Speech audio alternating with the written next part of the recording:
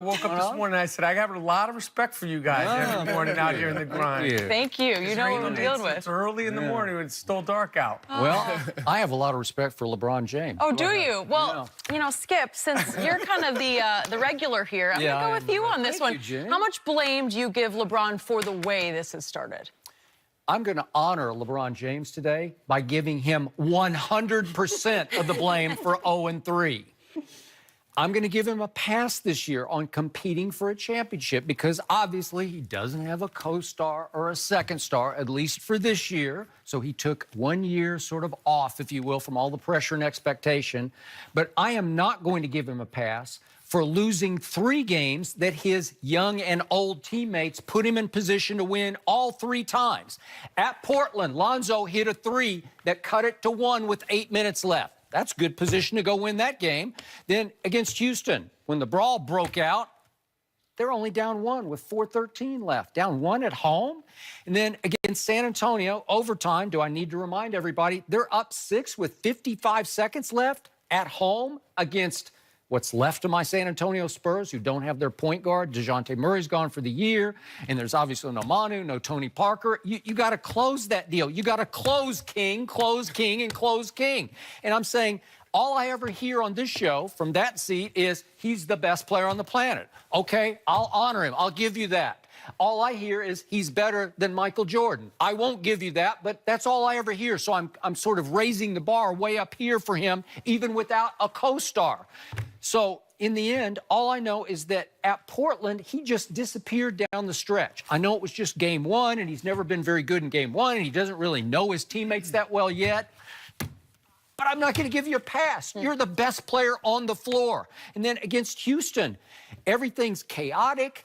You're the best player on the floor with 4 minutes left at home. And against San Antonio, do I even need to bring up the fact he missed 2 free throws because he always is a liability at the free throw line late in games. I don't get it. It's the worst Achilles heel any superstar has ever had in the history of sports. He can't make late game free throws. I don't know why. It's in his head. He's got demons.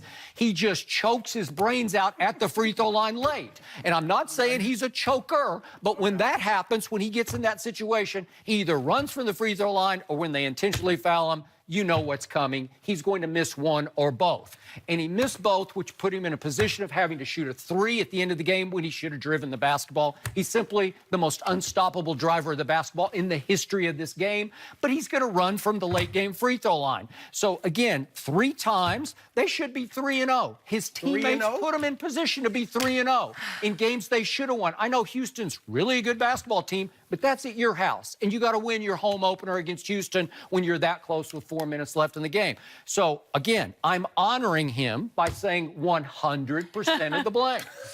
I'm going to quote the great James Brown. I'm going to pass the peas like they used to say. I give him 100% of the blame. Because if they were 3-0, we would be giving LeBron James 100% of the blame. And he would deserve it. He would deserve it. Yeah. Now, listen, he missed those free throws that Kobe would have made. Michael would have made. Excuse me, I'm not passing the piece yet. That Michael would have made, that Larry Bird would have made, that Steph and KD would have made.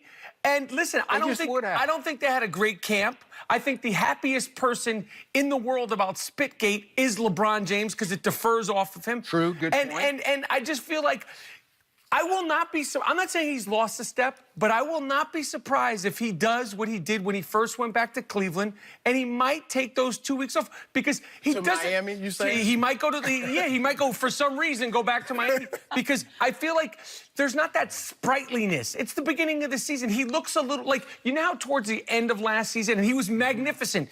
It's like he was like pushing through. He feels like right now he's sort of pushing through physically. I saw him one time after running up and down the court a couple of times, you know, catching his breath. Listen, I came on this show last time. I said that they're going to be in the Western Conference Finals. I still think that. But even the second game at home, there wasn't that excitement in Staples Center because they were like, oh, well, this isn't what it was cracked up to be. I was expecting a religious experience. You talking about the Houston game? Yeah, it was. No, you're talking about the San Antonio. No, I'm talking about the San Antonio game. It was just like that. It was like it was a little bit of deflation in Staples because it's not all that it's cracked up to be. And I feel like their camp must not have been that good. It is the beginning of the season. But this ain't the East. You can't wait till Christmas to figure it out. By Christmas, you could be like fighting to get in the playoffs. Yeah, okay, you're in the West and now. they well might be. You could be. And, you know, we've been hearing about, you know, Space Jam this and the shop and this and all these things all summer. And he did a lot of great things with the school and all the things that he did. But at the end of the day, you are a basketball player. Like Kobe loves storytelling. But at the end of the day, it's like they're always going to want to talk. When you talk to Kobe, the first thing you want to be able to talk about is hoops. Right. So I'll pass the peas to you. Okay, no surprise that you two guys gave 100% of the blame to LeBron James. Now let me bring some rationality to this situation. LeBron hasn't been great. He has not been the best player in the world these first 3 games. I don't even know he's been a top 4 or 5 player in the league thus far. Okay, he hasn't played up to LeBron James standards. However, if we do a pie chart of blame for why the Lakers are 0-3, I'm going to split it up into thirds. The first third I give to the other Lakers because, number one, they have not played a lick, and LeBron's one of them. They have not played a lick of defense. Not a lick. They are ranked 26 in the league in defensive efficiency. They are giving up, you know how many points a game they're giving up? 132 points a game. Get used to it across the league, though. But nobody's giving up that much. They're dead last, 132 points a game. And I'm definitely surprised. That's like a football team giving up 47 points a game. I said before the year, nobody plays defense starting with the best player on the team. Yeah. He's not, and I agree. But here's my thing. The young legs. They got young legs. LeBron has an excuse. He's old. He's in his 16th year. I don't expect him to get out there and be a great defender anymore. But the young guys, they're using their youth to run up and down and shoot layups, but they're not using it to get down and buckle down and play defense. So I give a third of it to the other guys. I give a third of it to the front office and the coaching staff for putting together this mismatched team. Now, did LeBron James have something to do with putting together this team? Yes. I don't know if he actually said, here's the guys I want, go get them, Magic and Rob, or if they said, hey, what do you think about so-and-so? Yeah, I like it. Whatever it was, LeBron was involved. I don't know who had the final say, but at the end of the day, the buck stops with Magic and Rob Pelinka because I don't care if LeBron did tell you, go get these guys. You have to make a decision. Well, that doesn't fit. You've always had shooters. How's the floor gonna be spread for you to drive if we got no shooters? And it's not like Cleveland where he had the 1-year deals and he could dictate because they were afraid he'd leave. You got him locked up for 4 years and put down in Miami and said, no, we're doing it this way. So the front office could have did that. And Luke, I'll look at, where's the defense? What in the world are y'all doing in the half court? They're only good when they run up and down and get layups. So a third to the front office, too. And then a third to LeBron James. Like I said, he's not played like the best player in the world. Don't give me 27, 8, and 8. That looks nice. Heck, in this day and age, guys are putting up ridiculous numbers. Did it Kumbo? 29, 16, and 8 or whatever it is. Right. And you're right. He hasn't. They were in all 3 of those games. He didn't close it out. Obviously San Antonio, but let me say this, because I watched you the other day say Kobe would have made those free throws. Away. Yeah, right. Larry too. And I sat there and I said, you know what? I have to agree. Kobe would have made at least one. But then, social media, Twitter, I saw all these videos of not only Kobe Bryant missing 2 free throws in the exact same situation, but Michael Jordan. Michael Jordan missing 2 free throws in the exact same situation. Kobe did it. Of course, he did it. I checked with Steve. He did it like almost maybe 10 times. But certainly the one against Portland, it was the same thing. They're down 1. So it happens to the best of them, literally. It happens way too often to LeBron James. Even if I just go back to the beginning of last basketball season, he's now 10 for 21 with 15 seconds or left in the fourth quarter of overtime of 1 possession games. He's 10 of 21. What's that, 49%? There's something there. I'll give you that. Well, in his career. I was encouraged because, and you admit it, he wanted the ball though. Remember when he got the inbounds, he held it until they fouled him.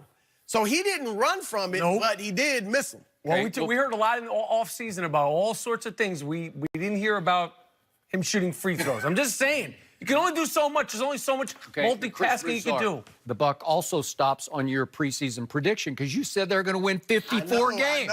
So now you're ripping them after you predicted that all that was great. When I saw what they were doing, Lance, Rondo, Beasley, JaVale McGee, my instinct was, what in the world? Where are the shooters? I think I even tweeted it.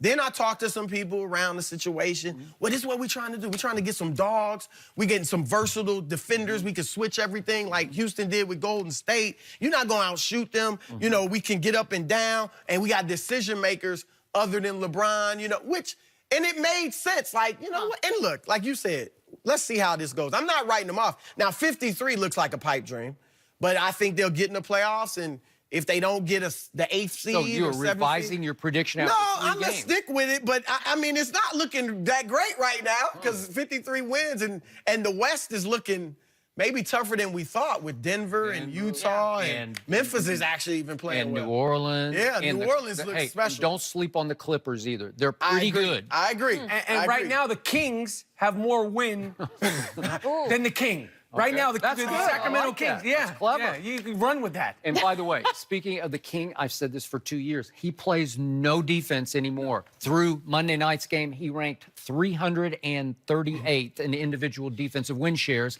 And another key play on Monday night in overtime was that LeBron, as usual, just hung back in the lane, and he watched Rudy Gay go to the top of the circle and say, I'm open, give me the ball. And he shot an uncontested three that got them back in position to do what they did when he missed the free throw. And here's one of the things I was looking at, and as one of the things I want LeBron to do as well, and why I held this against him with his 35% blame I put on him. He's got to get these guys to understand the importance of defense, but it's hard. Even if you're the best player in the world, that's what I'm saying. It's hard to do that, even as great as you are, if you're not defending. If they don't see you doing it, it's going to be hard for them to do it. This life lessons, old man by the sea, you know,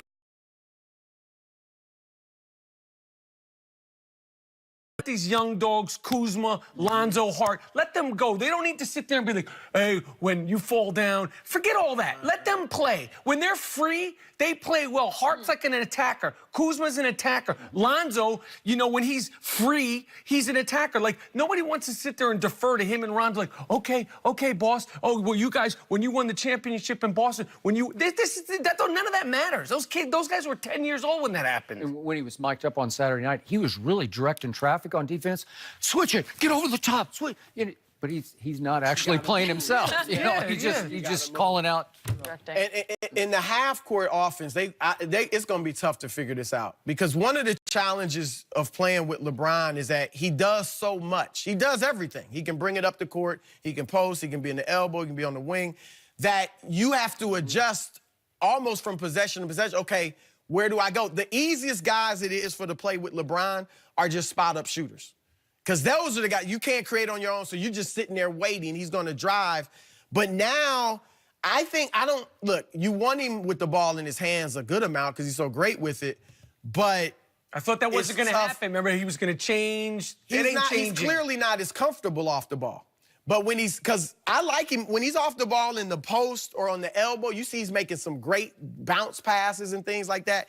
But then sometimes he's off the ball just kind of standing on the top of the key, taking the possession when up. Push comes to shove, this team will be at its best when he has the ball in his hands. That's what he does. But here's the problem. He was born with the ball in his hands. I agree. He's never going to change. But here's the problem.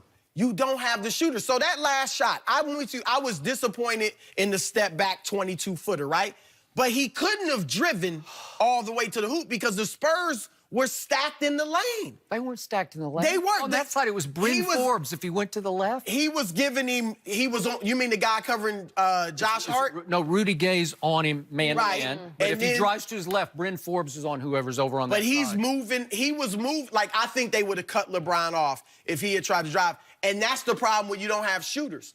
If you have shooters, the lane's going to be open and you can drive. You know what? I'll take Josh Hart or Kyle Kuzma shooting that last-second shot over LeBron. I just will. Well, Someone's getting traded. He's hit his fair share of clutch shots. We know that. Okay, he has. But again, I would have taken that because they were showing me Those guys got guts, and they are fearless. I agree. Both of them. And they need to be free and young and They've be been fearless. free in the transition. Yeah, but I think someone's getting traded. One guy is going to get traded. They have too many guys that are similar. I don't know who they're going to trade him for, who he's got in his Rolodex, but one of those guys is going to go. Last quick point, and I used to say this about Michael Jordan because it disturbed me about him, but LeBron brags about smoking cigars and drinking wine, and at some point as you get older, 16, 17, 18th year, you can't do that. I'm just saying, is he starting to fade a little bit? Does he have the wind and the stamina that he used